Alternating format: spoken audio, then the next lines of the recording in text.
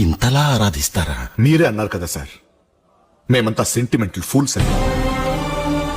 మా తెలుగు ప్రజలు ఎవరి మీద అంత త్వరగా అభిమానం పెంచుకోరు. కానీ ఒక్కసారి పెంచుకుంటే చనిపోయే వరకు వదిలిపెట్టారు. నాకొక్కసారి అతన్ని చూడాలనుంది.